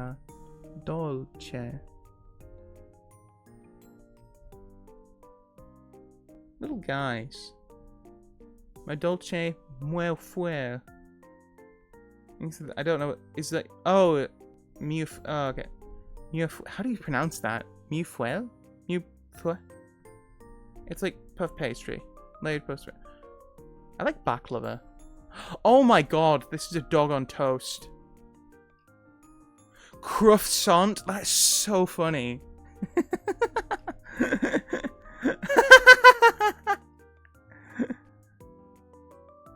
That's such a good name. He's a little dog on toast. Aww. He's a little jam jar next to him. Aww. Bless. And here we have... this is the owl one, who I can't remember. This guy's cool, though. There's tiny little owls next to him. Are they all edible, I wonder? Are they, like, representative of the dishes, or are they all edible? And then we got Hubba Hubba. I don't think there's anything sexual at all about the Madolche, so I don't know I said that. But... Aw, Angeli. That's so cute. She's on a little jelly. It's a little jelly jigsaw. It's cute. Very cute. What if I do the animal ones? Is this a real one or is it a fake one? This looks like a fake card. Is it a real one?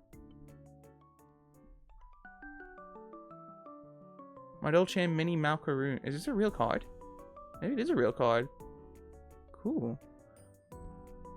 4 bakers bake cakes to knock each other out.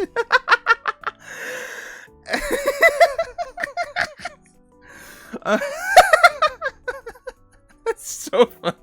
Okay, hang on. Are they like... Are they like throwing them at each other like cement blocks? Or are they like making them so that they're so good that they've knocked each other out? Or are they just making so that they're actually poison? Like, here, have a muffin. Throws it and leaves you with a fucking concussion.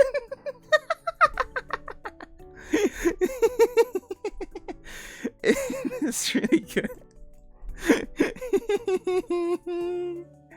I like that a lot. That's very funny. Oh, that's very cute. This is, I can't remember her name. She's like Baron.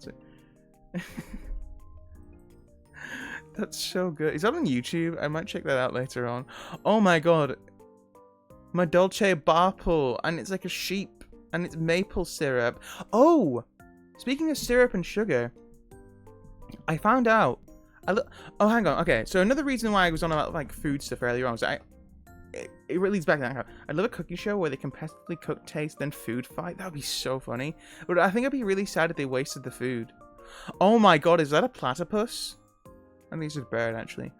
Madolce Chocolates. Cute. Very nice. Marmalade. That's... Wait, marmalade. That's so good. I love marmalade. I'm gonna sound like Paddington Bear here, but I love marmalade. Marmalade sandwiches are so nice. I don't have marmalade sandwiches a lot anymore, just because they don't really make sandwiches much anymore. But marmalade sandwiches, if I'm like, if you're a bit peckish and you just want something to eat, just having some marmalade on a sandwich is very, very nice. Just bread, butter, and some marmalade. Very, very nice. Again, I'm aware of how much I'm sounding like Paddington Bear here, but I need to have some Britishism in me because I don't drink tea and I don't like Harry Potter that much, nor Doctor Who, so I'll take Paddington. I was gonna say, so, because, okay, the Barple here, he has these little whipped things. This looks like whipped sugar, and I bring this up because I found out a while ago that you can whip honey, and it looks really nice, if tiring. I was saying it earlier on, you can, like, it looks exhausting, but you can have an extra piece of it. But yeah, so I bring up whipped honey as well, because this video I was watching earlier, it was for I mentioned this beforehand, but it just annoys you when you have people being like, this video is like tiramisu with a question mark, and then it's like people being like, and it's meant to be an alternative to it. I mean, like, this is not how you make tiramisu. So be like, oh, it's a nice alternative to tiramisu, lighter. I can't eat dairy, so this might be a good alternative. I'll give it a try. And some people just be like, this is not tiramisu, and you know they're fucking Italians, right? Or they're Americans who are fighting on behalf of Italians because, I don't know, they're fucking some kind of douchebag warrior of Italian people, I guess. Like, this is not tiramisu. You're like, no, it's a tiramisu with a question mark. Do you have basic reading comprehension, you utter fool? And also, then you have people spouting this utter nonsense like, you can't heat up honey, it's poisonous, this dish is poisonous. Number one, the dish never heated honey at all. And the only thing it did was have coffee poured on it, I guess, for the tiramisu part. Number two, what? Excuse me, honey? Poisonous? What? It's toxic apparently if you heat honey? Damn, I guess I'll die then because I put honey into the orange water I made yesterday. I guess I'm going to die. No, you fucking moron. People have been using honey for years. Honey was the main sugar people used for ages. I make multiple. Make maple butter. I've heard of this. Yes. Saying, but you do have to heat it a bit though. I've heard of maple butter being a thing. Yeah, it sounds tiring to make. Babies. No, that's fair. After being annoyed at this and seeing multiple people spread this, I tried looking at it. Adam Raguseo, great video on the science behind this. And okay, number one, honey is not toxic at all. It can be for babies. You are correct because there are. Okay, so honey can last for a long time because there's very little water content in it, right? It's all sugar content. There can be bacteria which can survive in honey, which is dangerous for babies. So if you're too young, you shouldn't eat honey. For adults, though, that kind of stuff is next to harmless. And but when your baby's immune system is still developing, it's in your best interest to avoid that if possible. However, honey has been the sweetener for thousands of years, but well before sugar became a thing, right? Well before, and things are less sweet as a result in the past because people were using honey and it wasn't as concentrated as raw cane sugar. This idea that honey is toxic seems to come from this 1,000+ year old Indian book of pseudoscience, and it's like, man, it's almost like it's a real shame we haven't made any kind of medicinal discoveries or enhancements in the past 1,000+ years. Oh wait, we have. Not to mention the idea that honey is toxic has been disproven by numerous scientific studies over the decades. It's obscene. And yes, honey can put children at risk. So for young babies at least, don't give it to babies. Again, I think it's largely because the things in there can be dangerous for them when their immune systems are still developing. But I imagine when they're about 4 years old, they should be fine, right? I know I didn't like the taste of honey actually when I was like really young, like 4 or 5 years old. I did not like the taste of honey. I kind of grew on it later on. But yeah, honey was used as the sweetener for many cakes throughout history. It seems to be like an Asian thing apparently, especially in Middle Asia, thanks to this like fucking stupid Indian fucking pseudo health book. And it's like, really? And then I realized, oh wait, hang on, there are still people who believe in like traditional medicines when it's like a lot of these are like proved to be bogus, and modern medicine is far more useful, but people still put their trust in traditional natural medicines. It's like, oh my god. But that's a whole story for another day. But yeah, I don't actually know. I do actually have maple syrup at home because my brother once went to Canada and brought back. Okay, this is gonna. It's so gross. Okay, he brought some maple syrup home to Canada from this trip to Canada he had like ages ago, like a year or two ago, and he just put it in the fridge, but he didn't put a lid on it or anything like that, and so it spilled everywhere and got the fridge all sticky and gross from cold maple syrup. I'm like, you're a fucking moron. Sorry, I'm like, is it evident that I'm getting annoyed by all these food things because they grate at me? Not because I'm annoyed at people not knowing how to cook. Actually, no. I'm annoyed when people don't know how to cook, because I think everyone should know how to cook something, at least one meal, right? That's like, I think the bare minimum of human survival, which should be expected. I get annoyed when people don't pay proper attention to like things like food safety or hygiene and things like that. Right, it annoys me, and people I know in my house do this all. I'm like, this is not sanitary. I'm not doing this. Get rid of it. Like, oh, ooh. I'm just gonna look at my Dolce a second because this guy's so cute. This will calm me down. My Dolce Petting says, how do you say this? It's very cute though. I like that they're on little jigsaw pieces, though I do question why they're all on jigsaws. Wait, is it my Dolce pudding? Chocolat à la mode. I forgot that's its name. Yeah, pudding says. We're like, pudding says chocolat à la mode. No, yeah. He bought like maple syrup and didn't put a lid in it, and like, it just spilt everywhere. And I'm like, you're a fucking idiot. Food storage as well. I wish people knew more about that. It's not that hard to store food properly. Just put some foil around it or cling film or something. I don't know. But yeah, now it's in our freezer and it's got a lid on it now. And I'm like, cool. I actually don't like the taste of maple syrup though. It's the maple flavor. I just don't think I'm too keen on it, honestly. it's very fragrant, I will say, but it's, I don't know, whatever flavor compounds are in maple syrup to give it that mapley flavor. I'm not sure if I have yeah. Have you ever seen a lasagna? What? Like, is it like a lasagna shaped like a battery, or like a battery powered lasagna? How does that work? I imagine not a battery powered lasagna, right? Surely not.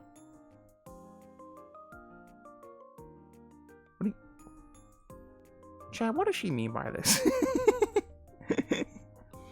If you store lasagna in a metal pan with foil on it, the acid makes a battery and it like fries the top. If you store lasagna in a metal pan with foil on it, as in the acid in the tomatoes. Oh, wait, that's really interesting. That's cool. Hang on, when you say metal pan, do you mean like a stainless steel pan or a cast iron?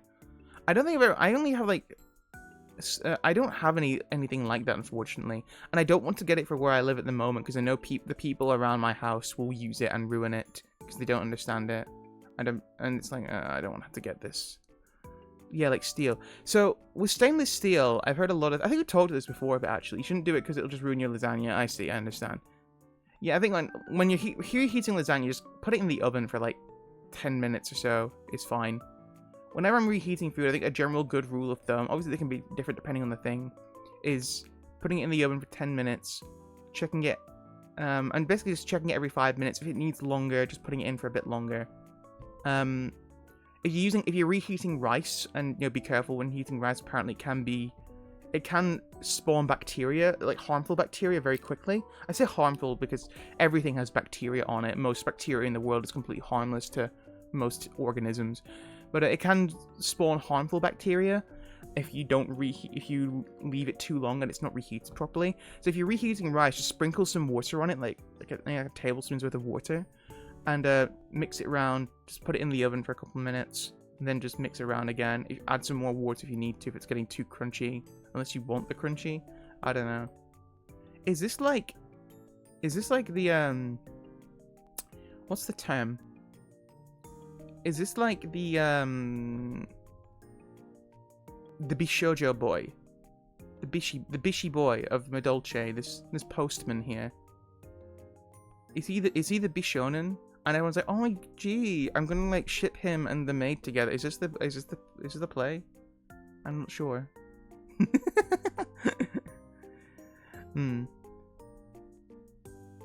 I wanted to make a lasagna the other day, but we had like a frozen lasagna instead, and I'm like, okay, it was like, as far as frozen lasagnas go, like store-bought frozen lasagna, it was fine. It wasn't like hearty lasagna like normal lasagna was, but it didn't taste bad, you know what I'm saying?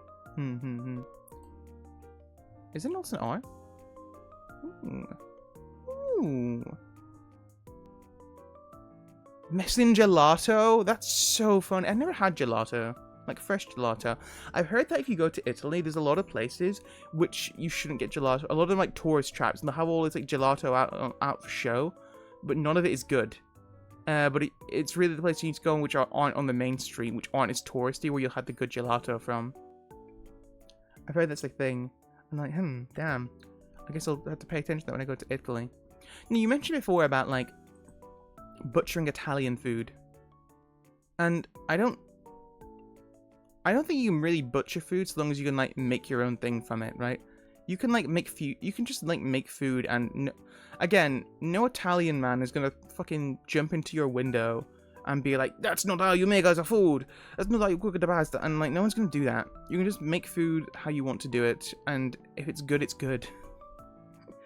Believe it or not, you can do that. No, there is no police for food, as it turns out, unless you're actually poisoning people. In which case, the police may get involved in there. But only if you get found out. What I'm saying is, poison your enemies, folks, but use poison which is untraceable. Or as untraceable as possible. Right? That's the message of today's stream. Poison your enemies, but don't get caught for it. My Dolce Salon. So cute. Hang on, do these people have actual hair, or is it like hair made of like sweets? How very curious. I like the little wafer cones here in her art. Oh, there's a little ice cream there as well. Man, I'm hungry now. I'm very hungry. Wait, should we play Mystery Dungeon? I don't feel like playing. Do you want to play Mystery Dungeon today? I just realized I said I was going to do that. Instead, I got annoyed about food again. But not annoyed about food, rather, I get annoyed about people who think they know food when they don't know food. And I say this acting like I know food. I don't know food. There's so many things I don't know. But there's also so many things I know that I don't know. Which is fine. Lamette, you've given me many lessons today all about sugar. Like using sugar syrup and maple butter. Which, again, I don't know if I'd make personally because I don't like maple syrup that much. But, I'd certainly like to give some kind of sugar cream slash sugar butter a go. I like the idea that you could just whip cream enough and it will become butter. I've never done that because it would take ages, but like I like the idea of it. Maybe one day I'll get bored and I'm like, you know what? I'll make butter. I forget when the liquid starts to separate. Do you need to drain the liquid when you're making butter from fresh cream? Because you just keep whipping it until it gets like buttery. And then the water starts to separate I can't remember if you need to drain it or not. I used to work at a chocolate shop. I have a lot of info on that. Lament, that sounds like a dream. It probably wasn't a dream, right? You wash it up. Okay. It probably wasn't a dream, I imagine. I'm probably like idealizing it too much. Probably because I'm looking at my Dolce here. Hoot Cake is the name in English? That's so funny. I'd love to work like a patisserie or something like that. It was really nice. I love to say tasty things. So you actually got to try things. I've worked at food places before, and oftentimes you have to throw the food away, and like that's such a waste. And it's all for tax reasons, and it's like, or like it's either tax reasons or health reasons, and it's like it's such a waste. And I'm like, damn, all this food, which is going, oh, man. I'd love to work like a chocolate place though. Or like a bakery of some kind. I know it can be stressful working at bakeries, but I bet it'd be like... I heard there's some kind of satisfaction to it. Yeah. Though also, maybe I'm like fine working as like a home cook, right? Like, there's a big difference between liking cooking as a hobby you do at home versus working in a professional field for it. Would I like working in a restaurant? Probably not. Realistically, I'd probably despise it. But like, I think I like making food for myself, right? I think I mentioned this before. When I got COVID a while ago, I had to be isolated from everyone in my house, which meant I just got to cook food for myself for the first time in years. And oh my goodness, it was liberating. I enjoy making food for myself. And experimenting with stuff, and maybe make it for one person. Bakeries and candy shops are good, lower stress than restaurants. Excellent. That's I've like applied for some like chocolatier places before, but it's never come to anything, which is a shame. But I'd love to work at the bakery maybe one day, just to give it a try, you know. Okay, I think I've mentioned this before. Can I like, is this like a lot to ask? I think if I were ever to get like, if I were to ever get a partner, right, a romantic interest, and it's like. The anime boy, well, yeah, shut up. I think I have like, as my years have gone on, and I've kind of like, my standards of what I want from people has gradually degraded. I think there's only one real thing which I'd like, which is someone who can just like appreciate food. If I make food for them, they can just like appreciate. My dream is one day make a meal for someone and they just like adore that food. They're just enamored by it. That's my dream, right? And that's like so domestically boring. I know. That's such a domestically boring dream, but I'm like, man, I just want to make food for someone who will just appreciate it. And, you know, maybe, like, take their time with the food. You know, get to, like, get to know it. Get the flavor buds, their taste buds acquainted with the flavors. Oh, she does have a smaller form as well. Pudding says. Cooking is the best way to show you care for someone besides not appreciate. Yeah. I feel like it's, like, a lot to ask. Granted, I think a lot of things I think, man, I'd like that in a partner. I think it's like, damn, that's probably a lot to ask. But I also think I just don't have very high standards for humans. I think a lot of the thing, okay, I was watching, do Do you guys know Mario_EN? And you need to say the full name, by the way, otherwise it's not right. So Mario_EN, I was watching a clip from her the other day, and she was saying it should not be a lot to ask of someone to have someone who you can like talk about your hobbies with, and who can be excited about hobbies with you. And she said that should not be a lot to ask. For some people it can be, but it should not be. And I'm like, damn, she gets it. She really gets it. It makes me think about the people I've met in my life and how I'm like, damn, there are so many people I've met who've made me feel bad about liking things that I like. Never meet people, or rather, I've said this before, and I'll reiterate this as many times as it takes for people to get the message. Do not befriend those who would make you feel bad for liking things, for being yourself. You know, you might now, if yourself is a person who actually is not a nice person, maybe needs some change, maybe have a bit of introspection. But if you can have that introspection and still think, I don't think there's anything wrong with what I'm doing. I think I'm not hurting anyone. I just like a hobby or something. That is like, and you have someone who makes you feel bad about that. That's not a nice person. Always want this saying, you should still listen in calm. Yeah. I feel this is like a story you hear a lot.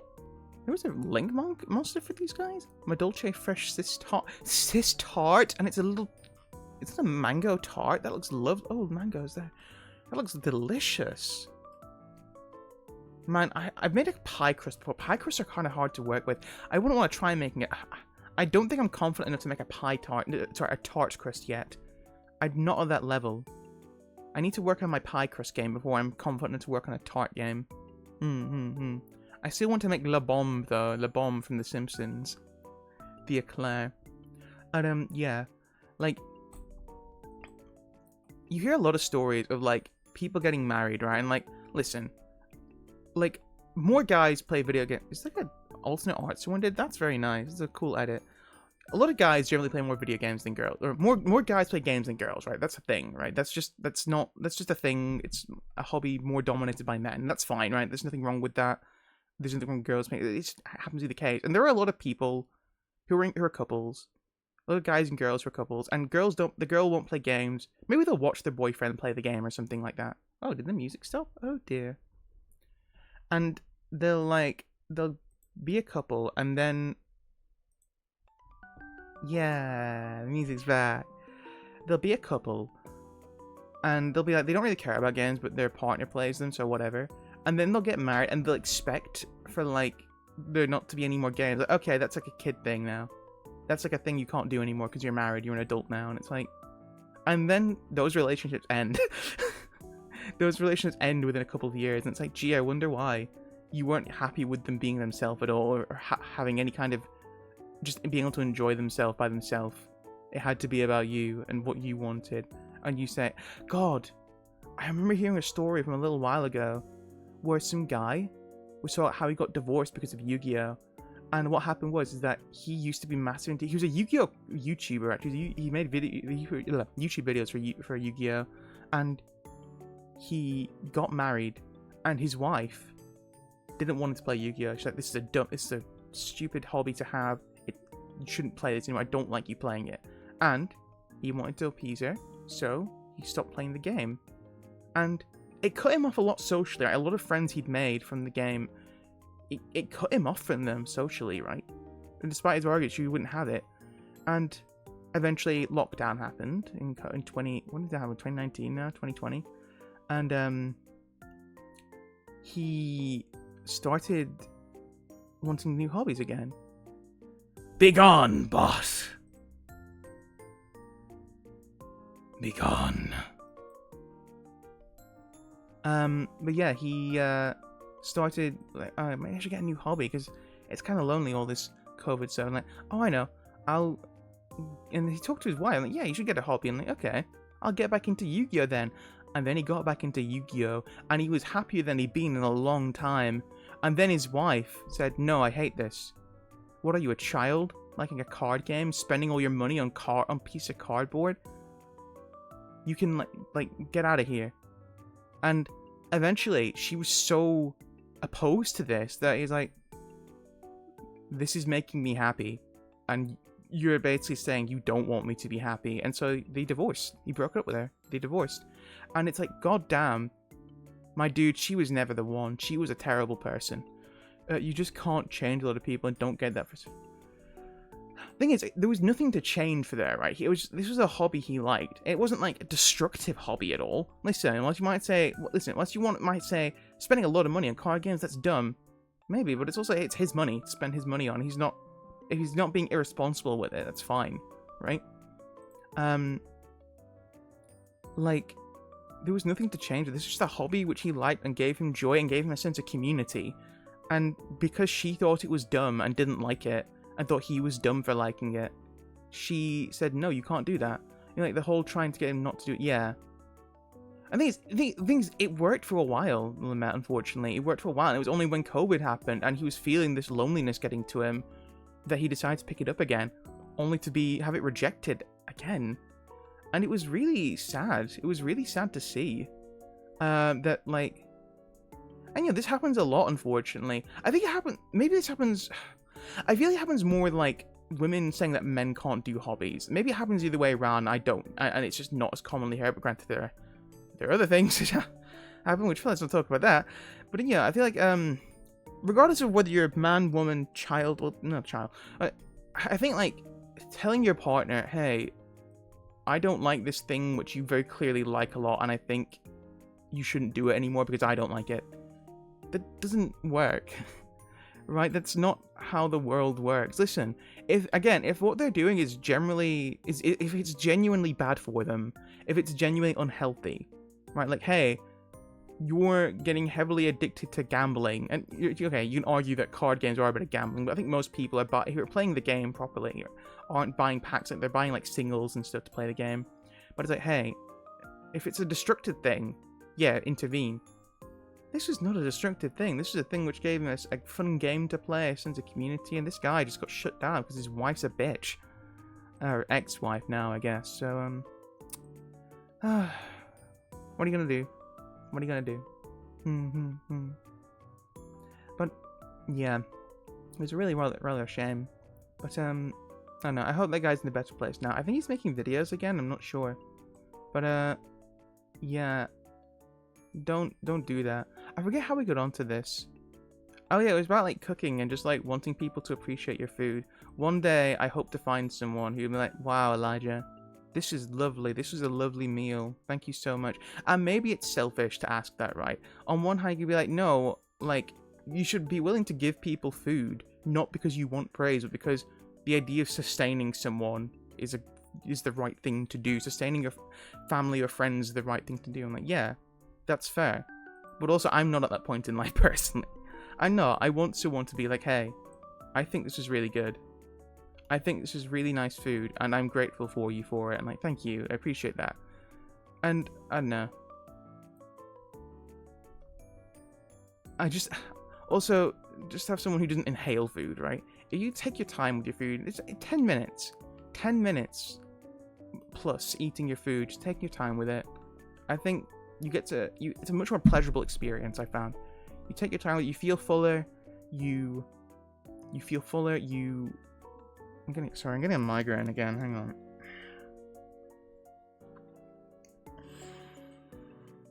It's because I'm wearing my glasses in a weird angle still. Yeah, just take your time with it and just like appreciate the food. Yeah. Maybe it is a lot to ask, I don't know. You ever think, Lamet, that like, or anyone else who's still listening as well, you ever think about like your if what you want from life is like too much, and when you think about like maybe this is actually the bare minimum. I think about this a lot. Maybe there's things I want in life, like, man, this is a lot to ask for from another person. But there are things like, well, it's realistically like the bare minimum of like human interaction a lot of the time. And it's like maybe asking for the bare minimum of people is a lot. Maybe asking for the bare minimum is a lot. Well, this actually, no, okay, so what happened was, these are glasses I've had for a while. I broke them by accident, and I've had to spend £140. Oh yeah, I mean, yeah. Thanks for reaching out about that, Lamet. I appreciate it. I spent a lot of money getting a new pair. They've not arrived yet, so I'm having to wear my old ones. I tried super gluing them together, but it was on the metal frame, and it wouldn't stick. So I'm having to use tape to keep them together. And you can hear. I had some more for you.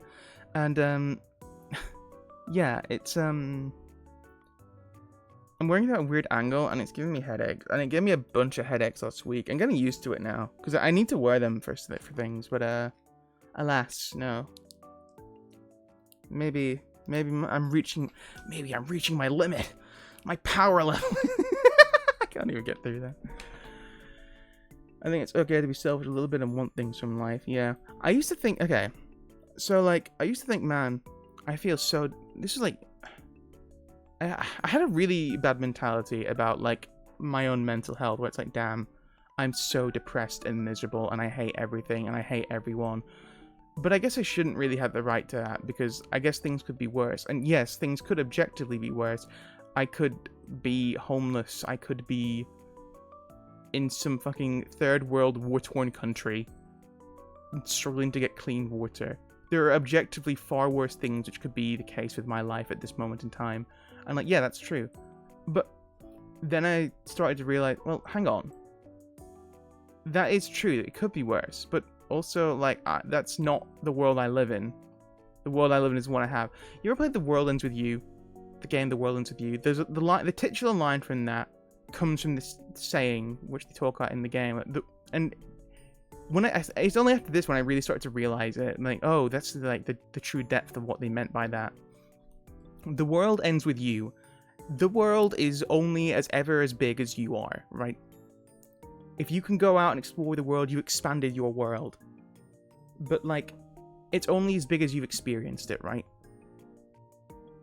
Especially now with the internet, it can feel like the world is so massive and you should care about everything. You don't need to care about it. You don't need to care about most things in the planet, even. You can care about the world you want. The world around you is the world... The world around you, the world you experience as an individual experiences, is the entire world. Right? There is no other world for anyone else except for you, because it only exists. The world only exists so long as you are there to experience its existence, to acknowledge its existence. And so when I started to think about this, I'm like, oh, maybe it's like, yeah, okay. When I look at things from an objective standpoint, yes, my life could be worse. But also, that's not the life I'm living in. I'm living in a life I have at the moment, the life I'm experiencing in. And I'm thinking, yeah, I'm not happy. Maybe let's try and look at things and see if there's any way to do anything about this. Or, you know, or even if I'm not able to, being like, okay, well, at the very least, I don't need to beat myself up about not being happy, right? I don't need to be like, oh, I'm so depressed, but I guess that's fine because everyone else... It's like, no, it's okay to not be okay. It's okay to be like, yeah, that sucks, but, you know... And could it be worse? Yes, but it's also like it doesn't change the fact that I still feel this way, and that's fine to feel, right? That's fine to feel. The thing is, though, you still feel that, so just because yeah, it could be worse. Yeah, exactly, right? Yeah, it's all it. So yeah, it doesn't change the fact that you still feel those feelings at all, and it's like, okay, well, that's fine then. Let's work through these things. And again, even if you can't do anything about them at the moment in your life, for whatever reason, you just don't know how. You can at least say to yourself, well, it's fine to feel that way because, yeah, whilst things could be worse and things could be better, things could be better and you still feel that way in the same place. And these scenarios which you're talking about where it could be worse, they don't affect you. They don't affect you at all. At least not now. And so it's fine. Don't worry about it, kid. It's, yeah. That's the end of it. Yeah, right. I'm getting kind of dizzy from these headaches, so I think it's only a short stream. Honestly, I'm a bit disappointed. But do you want to play mystery? Actually, do you want to play mystery? Do you want to power through and play some mystery dungeon? You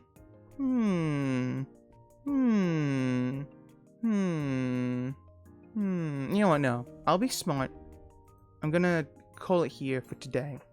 Because I didn't stream as much. I just wanted to stream because I didn't stream as much last week because I was sick. But yeah. Okay. I'm going to leave it here for today, folks. I'll be back on Wednesday. I posted in the Discord, I think. Did I do that or am I imagining things? I think I posted it in the Discord. I'm gonna play Mystery Dungeon on Wednesday. Thank you, Limit. I appreciate that. Again, once more, thank you so much for reaching out. It's very, very sweet of you to do so. Thank you so much. I appreciate that. And yeah, I'm gonna be doing Mystery Dungeon on Wednesday. I'll be reading the Odyssey again on Friday. We're finally at the part where Odysseus is going to talk about his amazing backstory, right? It's going to be great, right? Odysseus is going to talk about his history and how he left Troy and his trials and tribulations on his way back home. So you've not joined in already for that. You're on the best part of it. So come on in this Friday. I think around 7:30 BST. Yeah, but yeah, you can come in for that. And it's very fun. I'm gonna plan on having a new video coming out as well, like a new short kind of related to the Odyssey, because I just wanted to make one. I need to get off my ass and do that though, so maybe I'll do that after stream actually. But yeah, I'll leave it there. Okay, thank you so much for coming, everyone. I hope you have a wonderful rest of your day, rest of your evening, rest of your afternoon. Keep well. Stay. Actually, is there anything to raid into? Maybe not. I don't know.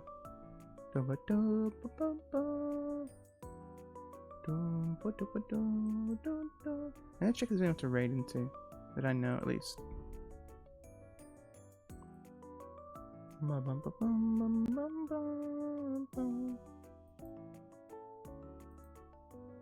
No. I don't think they accept raids. No. Yatana Levy, was she playing Final? No. Menace Mamaki's playing Minecraft. No, I'll pass on that. I've never played Minecraft. Is that weird? I've never played Minecraft. Maybe we should play Minecraft one day.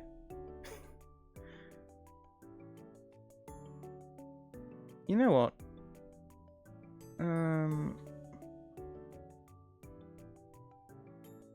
Let's give a raid to Mr. Belos Jams. No, wait. Yeah, why not? Give a raid to Mr. Belos Jams. Anyway, we'll leave it there for today, folks. Thank you so much for coming. I hope you have a wonderful rest of your day. Oh, I spelled that wrong. Rest of your day, evening, or afternoon.